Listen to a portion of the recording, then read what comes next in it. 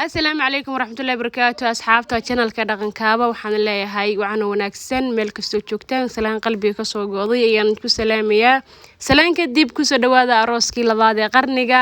ee arooskii soo aragteena arooskii sanaagna ku soo dhawaada halkan waa qaybo kamid ah gobolka Sanaag gaar ahaan baraagaha qoleed duleedkeeda yani ama baadiyaheeda arooskan wuxuu kaga duwan yahay arooskii hore ma ahan aroos magaalo ama aroos qurba joog waa aroos ka dhacaya dhulkii hooyo iyo baadiyihii ee dad reemiye ay leeyihiin kusoo dhawaada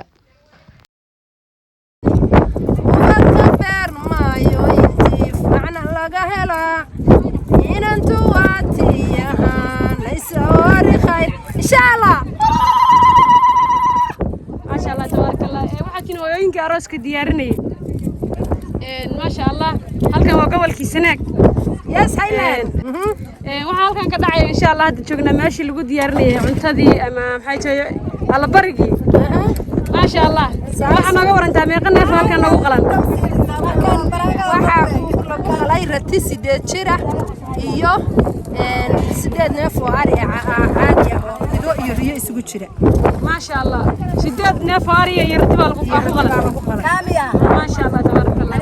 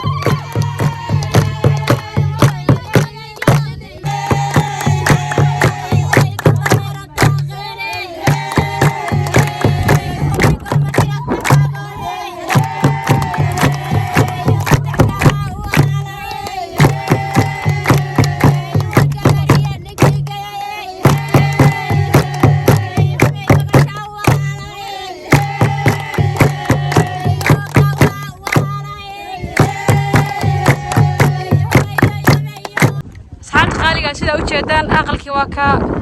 kolay gobolka Sanaag aqalada waxa laga dhigtaa ardayga ama maxay tahay deyrka aloolo ayaa laga dhigaa halkaana waxa laga golay qadifadii ama xasigeedii ama sitaayadii qofba sidoo u garanayo insha Allah gaafkii arooskii waa maqan yahay caawa lagu qabanaya arooskii wuu maqan yahay gaaf iyo adduunyo iyo halkan xafladii munaasabadii habeenka loogu talagalay ma sha Allah halkan waa halkii caruuska iyo caruusada loogu talagalay dadkii reemiga ama dadkii baadiyaha joogana kulay alaabihii magaalada la bartay halkan soo jeedaan fadhi carbeed insha Allah caruuska iyo caruusada ayaa loogu talagalay halkan waa miiskii ubaxyadii waxaan ku ma sha Allah aqalkiina waa kana waxa cajiib ah halkan saddex caalam baa ka muuqata caalankii Soomaaliland Jamhuuriyadda caalankii Soomaaliya iyo waliba caalankii Puntland kale reerka anigu sidaan baan ugu imid meesha aan joogo arooskan ka dhacayna waa qaybo kamid ah gobolka Sanaag gaar ahaan gobolada bari dulaadka baraagaha qoleed inta garanaya aqalka sidaas uu qurux badan yahay gudihiisana waa gali doonaa ma sha Allah aqal lama dhigi karo aqal uu dhaafay aqalada Sanaag sidana loo dhistaa gudaha aqal kale ku sii jira insha Allah waa arki doonaa marka ardayga aad buu weyn yahay oo waxa weeye dadka imaanaya aad u fara badan dadkii magaaladii inta badna jirta saacadu waa 12 galabnimo ama 5 galabnimo sida ay u taqaanaan insha Allah halkaana marka caawa xaflad qurux badan ayaa ka dhici doona hadii Allah awood leedmo kulay intaana calan dadkii ka soo wada jeeday xafladoodii waa ka dhici doonta haddana waxaan galeynaa aqalkii ma sha Allah tabarakallah waa kana waa aqalkii aan korka arkaynay idin waa aqal yaalo ma sha Allah qayb kale uu leeyahay halka waa qaybtii koowaad maxay tahay VIP dadka lagu soo dhaweynayay halkaas sida u jeedaan waxa yaala qaaci baa loo yaqaan fadhiga yar Soomaha qaaci baa la yiraahdaa kan hooyooyinkii wax ku soo diyaarinaya waxaabay dadku cuni lahaayeen macmacaanka ahaa sida u jeedaan xalwadii iyo buskudkii waxa laga yaabaa inaad isdhaadaan oo miyiga ama baadiyaha xalwadii buskud ma la geeyay waxaan leeyahay miyi ama baadiye ma jiro wax walba waa haystaan dadkii diyaha deganaa wax kasta oo magaalada yaala waa la wada keensaday inta waxay aqalkii koowaad aqalka labaad baan rabnaa inaan galno aqal kale ayaa aqalka ku sii dhex yaala qaybtii koowaad waa halkan waa waxa reer magaalku ay dhahaan qol iyo barsad kulay afre magaal markaan ku sheego laakiin afkii halkan looga yaqaan aqalka dhisnaa insha Allah waan la socodsiin doonaa ma sha Allah tabarakallah waxaan galeynaa aqalkii labaad ayaan galeynaa ma sha Allah halkan waxa sharaxaad ka buuxda waxaan ka cudur daaranayaa inuu mugdi yahay waayo waa aqal kale laga sii dhex dhisay halkan boorsaata la halkan miiska waa la sharaxayaa waxba wali u dhiman waxaan ku ridaahiyada ayaa ku wareegsan oo waa daahiye caadi ma ahan ma dhigi karo lama dhigi karo halkan waa miyiga lama dhigi karo baadiye lama dhigi karo laakiin ma sha Allah dadka ayaga xoolahooda dhaqanaya hantidooda haysto baadiye degan ay haddana wax walba magaalada yaala ay keensadeen halkan waa firaashkii ama joodariga sida u taqaaneen ma sha Allah marka gurigii labaadna sidaan ayuu dhisan yahay mar walba mugdi ayuu noqdaa xilligu waa maalin cad laakiin guri laga sii dhex dhisay ayuu noqday ما شاء الله تبارك الله marka gurigu sidaas oo xariir u yahay oo waxaan ku yiri kaal iska argyahay aqaladii Sanaagna waa ka iska barta sidaas ayaa loo dhisaa caruusadaha ما شاء الله تبارك الله daahiyadana waa lagu soo wareejiyo xilliga arooska kale waa casriyada cusub iyo aroosadan dambe daahiyadu markii hore bariga hore Soomaali dhaqan uma lahayn ما شاء الله تبارك الله halkaana fadhiyadii ama qaaci ayaa la yiraahdaa ayaa yaala insha Allah caawi ayaan isla arki doonaa bal jawigu sidoo noqday insha Allah waxa kamid tahay dadkii qaban qaabinaya arooskan quruxda badan leh sidaan maxay tahay maanta xafladii maamulayay bal waxaan uga warantaa waxaan joognaa gobolkii Sanaag gaar ahaan dulaadka baraagaha qoleed ayaan joognaa ama miyigii baraagii qoleed ee gobolka Sanaag ama bariga Sanaag ka tirsan aroosidan marka aqalkan horta quruxda badan leh xilliga arooska oo kaliya ayaa la sameeyaa muse aqalada gobolka oo dhan sida maya waxa weeye aqalada gobolka oo dhan waqtiga arooska ayaan soo sameysnaa daahiyada kale daahiyada aqalka macnaha waxa laga dhigayaa aqal ilaa 10 mitir oo isku wareega laba maqsin buu dhigmaa waxa weeye korkana waad ka aragtaa gudahana waad ka aragtaa aad baanu macnaha waxaanu isugu xalujinaa sidii uu gobolka kale arooska iyagu uga wacnaan lahaa ma sha Allah tabarakallah markii laga soo tago arooska daahiyadan iyo maxay tahay fadhiyadan reemigu miyay isticmaalaan sida caadiga u haystaan maya waa reer guura caadina uma isticmaalaan laakiin waqtiga aroosyada taagiba fadhigi taagaba la keenaa kii qaaciga haba la keenaa wax walba waa la keenaa gabadhu ma ciishooto maadaama miyi lagu arooso mana danayso in magaalo lagu arooso hadiya jaraal gabdho waxay daneeyaan wixii magaalada yaala in miyiga loo keeno lagu aroos ma sha Allah tabarakallah waxa dhacda marka gabdhihii xitaa intaash loo soo xirayo oo dadkii reemiga ah ayagoo aqalada anaga dhaqan u leh intaash la xiranayo aqalka iyo taashka marka iskuma qurux badno taashkuna dad bu dhaqankoodii anaguna aqalka dhaqankeeni buu yahay marka arinka ka waran maxaa lagu nacay dharkii hidii dhaqanka quruxda badnaa kuulaha wata xariirta ka waran taashka waxa weeye hidii dhaqanka u melhin taash iska mariya un caadiya baa lagu aroosi jiray laakiin waqtiyadii dhexe baa taashku yimid marka qurux ahaan hooyooyinku sidee u arkaan gabdhaha taashka dalbanaya iyo maxay too in gabdhaha waxaan ku boorinaynaa hidii dhaqanka inay dalbadaan hidii dhaqanka ay calaamadii iyo islaamka ba صح ما شاء الله هذا ما سنت إن هالك حلو تمية عياري بالو تمية راس كله السوية هالك عياري تمر حلو تمية هالك أنا كل يقول كلا عياري تعبت تعرف كذا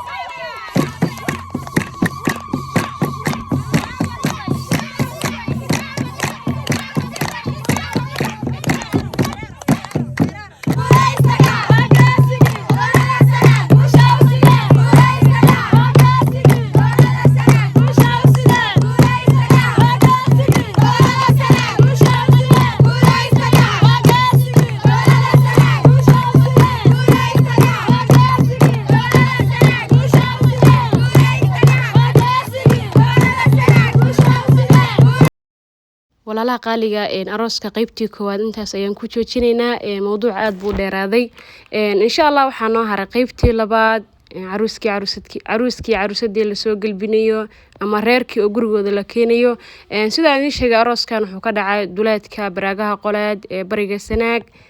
marka ma sha Allah aroos aad u qurux badan buu ahaa intaad soo aragteen waa soo aragteen intii noo dhiman gaafkii xafladii habeenimana way noo dhiman tahay leeyahay la socda qaybta dambe arooska wadinka u jeeda calaamada badan ee meesha saaran dadka qaarna waxaan u sheegay arooska isagoo dhisano calaamada iyo nidaamkiisa wata ayaa anagana ku casumay marka ma sha Allah wadinka u jeeda soo dhaweynta arooska lagu jira marka qayr badan baan rajeynaya